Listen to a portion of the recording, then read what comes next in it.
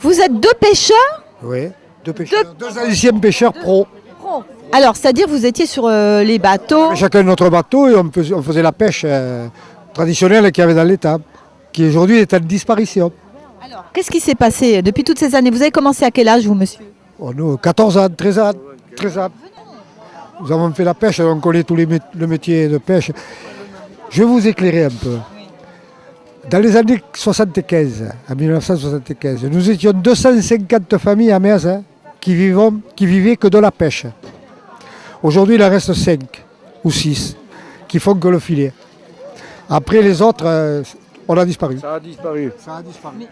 Mais pourquoi est-ce que pourquoi les gens mangeaient beaucoup de poissons? Qu'est-ce qui s'est passé? C'est le coquillage qui a disparu. Le coquillage a disparu. La clovis, qui faisait vivre ses familles, a disparu complètement maintenant. Il reste quelques palourdes qui sont plongées, qui c'est plus le même travail que nous on faisait. Et il reste 5-6 personnes qui ne le font, pas plus. Alors, le coquillage a disparu pour quelle raison? Il y en a plusieurs. La pollution d'abord. Et ensuite, il ne s'est pas adapté le coquillage. Il a fini par mourir. La clovis a fini par plus se reproduire dans le bassin. Alors on n'a plus de clovis.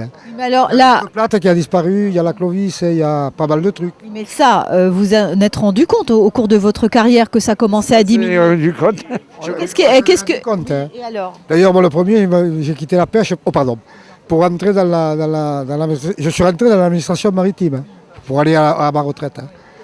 Mais qu'est-ce qui a été fait à l'époque quand vous avez commencé à vous apercevoir que ça commençait à diminuer? Tout a disparu.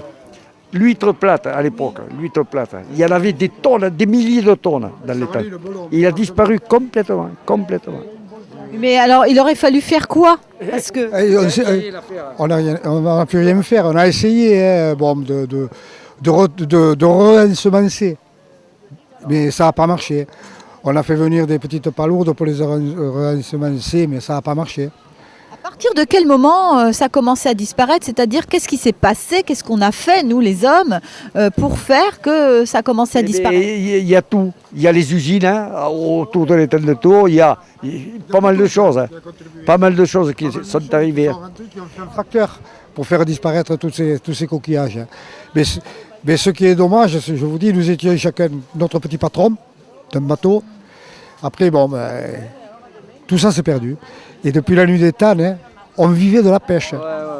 On n'est jamais venu riche, mais on vivait bien. On est arrivé bien, on vivait bien, et on était nos patrons. Vous étiez heureux? Et on était heureux.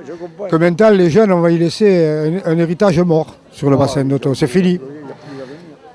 C'est pour ça que... Mais là, les pauvres jeunes, vous allez les démoraliser s'ils entendent ça. Mais ils sont plus. Mais les jeunes de chez nous, les jeunes maisons, il y en a qui luttent encore pour arriver à ça. Mais il y en a beaucoup qui ont changé le fusil de l'épaule, comme on dit. Ils se sont jetés sur d'autres métiers. Et vraiment, qu'est-ce qu'il faudrait faire aujourd'hui pour que, de nouveau, il y ait des passions comme ça, qu'il y ait des métiers qui redémarrent? À l'étang de Tours, à l'époque, il y avait de tout. Tous les poissons de la Méditerranée, on les trouvait dans le bassin de Tours. Les hippocampes. C'était le pays des hippocampes ici. Ici et le bassin d'Arcachon.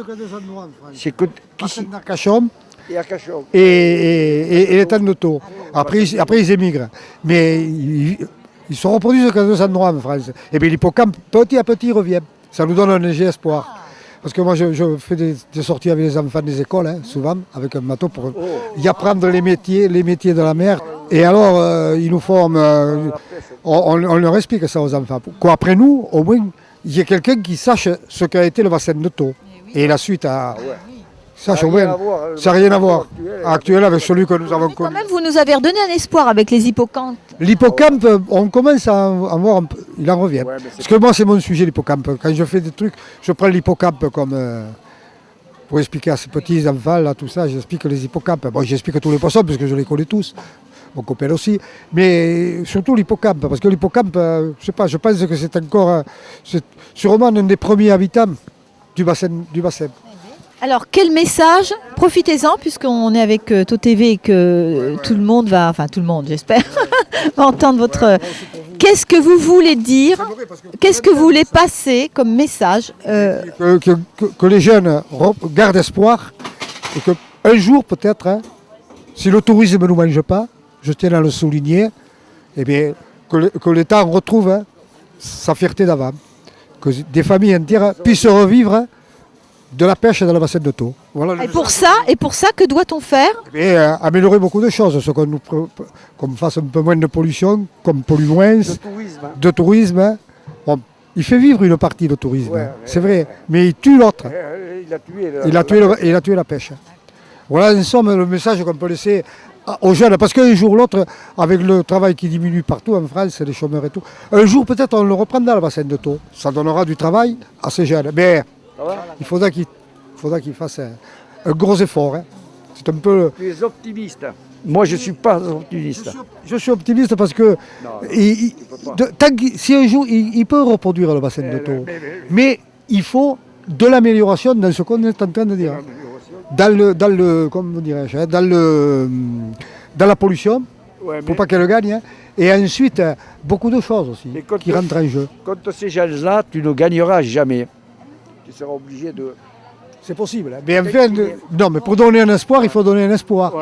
Parce que sinon, si on baisse les bras, ça sera le cas de la viticulture hein, Il y a longtemps d'aujourd'hui. qu'ils